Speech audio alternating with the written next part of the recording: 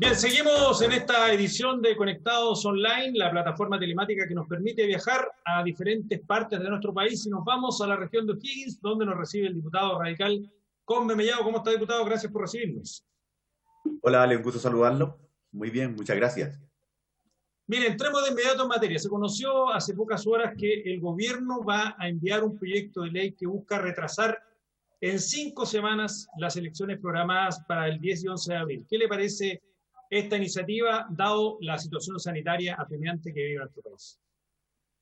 Bueno, lo primero es que nosotros sabemos que en los últimos días todo el mundo está consternado por la gran cantidad de contagios que se han ido publicando y que tiene que ver con la realidad hospitalaria también, porque ahí al final se terminó de desnudar y de revelar lo que estaba ocurriendo en la salud pública, sobre todo, y creemos que esta situación, sin duda, si hay tal comité de expertos y está también el colegio médico y están los expertos en el área sanitaria más allá del gobierno, creemos que es fundamental recoger esta inquietud, pero sobre todo pensar bien qué significan estas 5 semanas. No vaya a ser cosa que terminemos en un problema peor cuando esté adentrado el invierno y al final nos encontremos con más complicaciones para que la gente vaya a cumplir con su deber cívico. Diputado, ¿usted ve factible, como señala ahí, cómo está la situación en su región, entrando un poco más al plano local? ¿Usted ve factible que haya participación? Porque la ciudadanía está como reticente, como usted lo señalaba, debido a los contagios, por más que sean en 2 días. Además que hay mucha gente que lamentablemente aún ignora que son 2 días para las votaciones y que además los votos van a ser bastante grandes.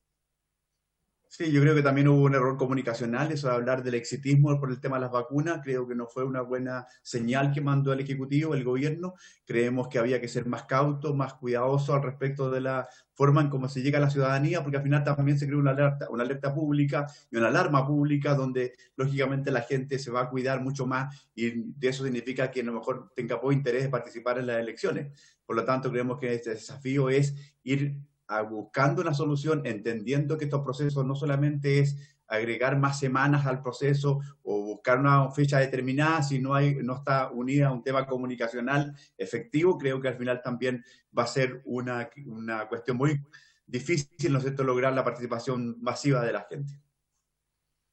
Y entrando al plano local, diputado, ¿cómo está la situación en sus comunas, en su región? La situación sanitaria y de paso, lamentablemente, también la económica. Bueno, lo primero es que nosotros sabíamos que este tema de la cuarentena no se estaba cumpliendo, por más allá que dijeran que estaban en fase 2 o fase 1, había mucha gente en las calles, había muchas aglomeraciones y por lo tanto esto se debía en las grandes ciudades y también en las ciudades de las provincias.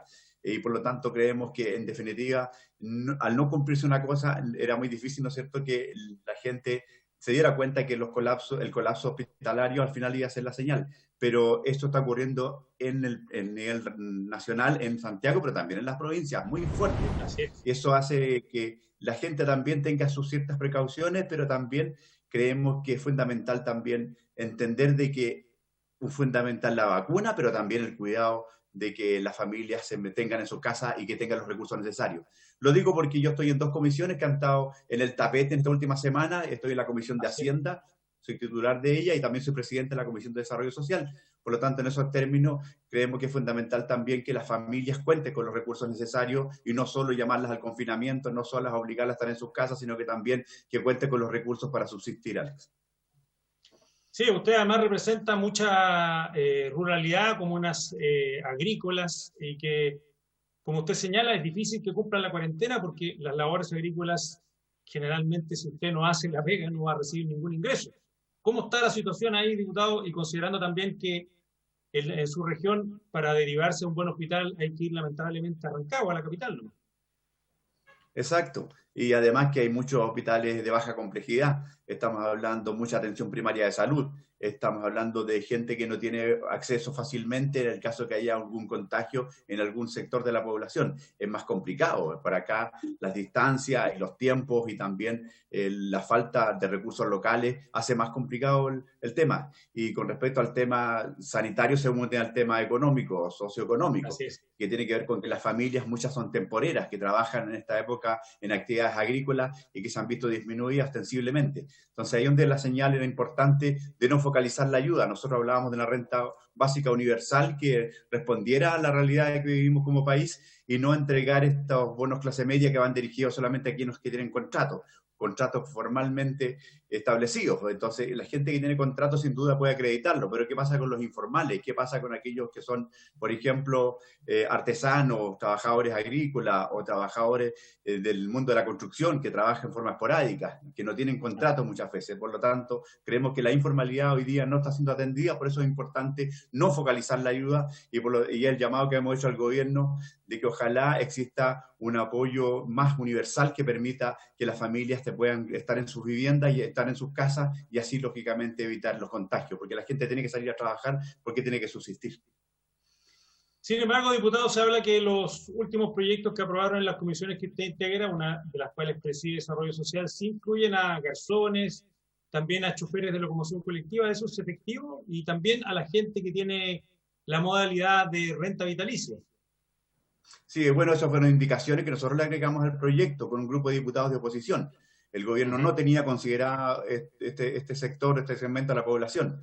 Si bien cierto tenía pensado en el tema del apoyo a la locomoción colectiva, llámese colectiveros o taxistas o transporte escolar, no tenía incluido los conductores, que no es lo mismo, porque a veces son propietarios, pero quien se turna o quien trabaja también o tiene un contrato con de estos vehículos son personas que no son propietarios. Por lo tanto, también se incluyó dentro de las indicaciones y también, como bien decía usted, el tema de las rentas vitalicias, esta modalidad de jubilación o de pensión que tienen más de 600.000 chilenos que no han recibido ningún tipo de beneficio, por primera vez van a recibir un beneficio que me parece que es insuficiente, absolutamente insuficiente. Nosotros creemos que un bono de 100.000 pesos no cubre las necesidades que han tenido los pensionados de estas características. Por lo tanto, creemos que aquí hay una deuda social pendiente, más allá del préstamo solidario que propone el gobierno. Creemos que la gente escuchar solamente de préstamo es para que termine diciendo aquí nuevamente hay letras chicas en la ayuda que entrega el gobierno. Creemos que ahí hay una señal que es equívoca, que no tiene que ver con lo que piensa la gente y la ciudadanía. La gente piensa que de una vez por todas tiene que haber una ayuda pareja y sin distinción, y más allá de qué caracterización tiene el registro social de hogares, que al final también los deja fuera de muchos beneficios.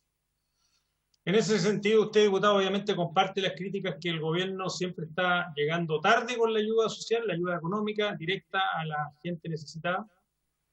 Así es, no solamente tarde, sino que también cuando empieza a focalizar comete otro tremendo error, porque hay personas, por ejemplo, que están en una comuna que está en una fase determinada, como bien decía en un momento la ministra o el ministro de Hacienda, de que hay una diferenciación, depende de las características en que se encuentra en la comuna. La gente tiene que comer todos los días igual, viva en la comuna que viva. Por lo tanto, creemos que aquí no se puede estar diferenciando la ayuda para poder entregarla.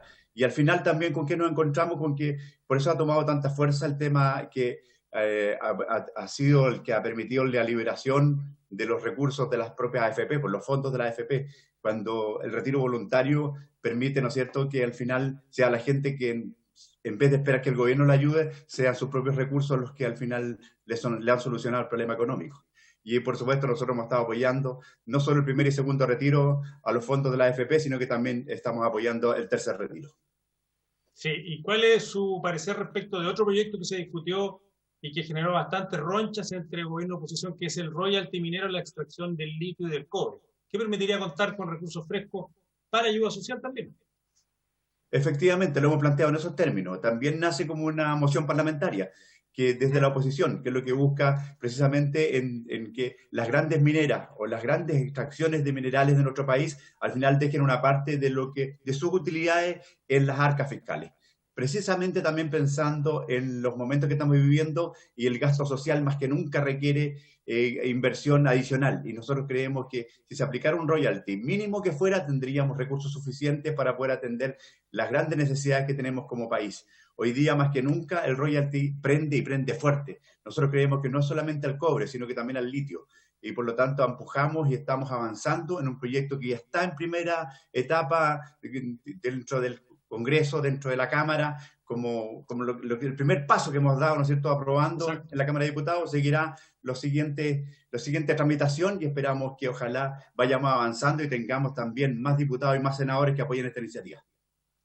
¿Y por qué cree, diputado, que genera tanta resistencia en el oficialismo, considerando que se mencionaba ejemplos como Canadá, Australia, que tienen royalty minero y que se aplica sin problemas? Es una pregunta que nos hacemos todos, en realidad.